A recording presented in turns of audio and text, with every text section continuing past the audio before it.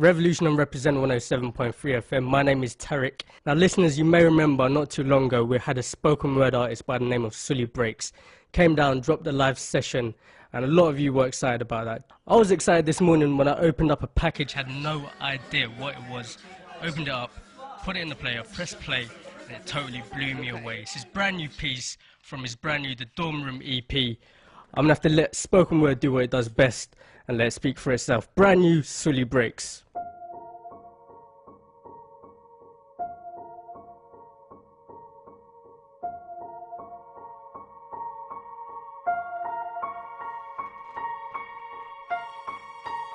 Right now, there is a kid finishing parents' evening in a heated discussion with his mother, saying, why does he have to study subjects he will never ever use in his life? And she will look at him blank-eyed, stifle a sigh, think for a second, and then lie.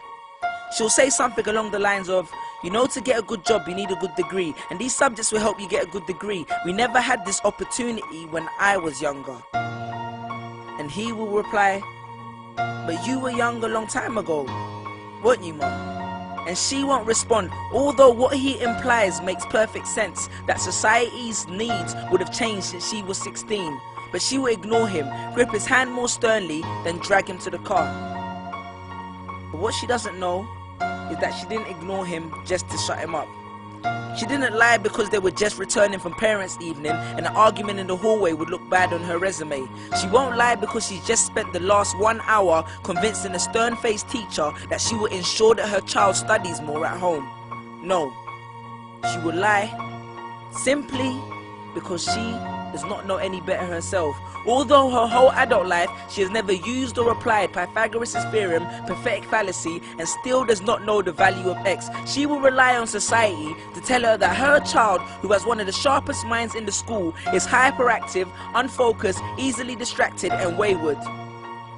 Students, how many equations, subjects, and dates did you memorize just before an exam never to use again? How many A grades did you get which were never asked for when you applied for a job? How many times have you remembered something 5 minutes just after the teacher said stop writing, only to receive your results 1 month later to realize that you were only 1 mark short of the top grade? Does that mean remembering 5 minutes earlier would have made you more qualified for a particular job? Well, on the application form it would have. We all have different abilities, thought processes, experiences and genes. So why is a class full of individuals tested by the same means? So does that mean Sherelle thinks she's dumb because she couldn't do a couple of sums? And if this issue is not addressed properly, it then becomes a self-fulfilling prophecy. Then every school has the audacity to have a policy on equality. The irony. Exams are society's methods of telling you what you're worth.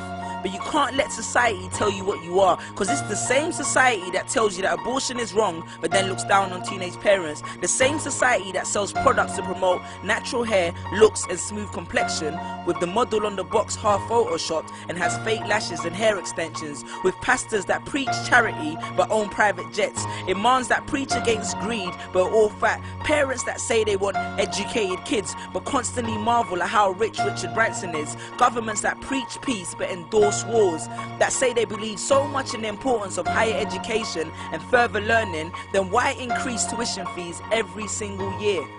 I believe Miss Jefferson when she took me into the office and said that my exams would be imperative to my success, because we was taught to always follow when Miss Jefferson led. But then I took Jefferson out of the equation and learned to think for myself. I realized we was taught to always follow when Miss led. The irony. Test us with tests, but the finals are never final, because they never prepare us for the biggest test, which is survival.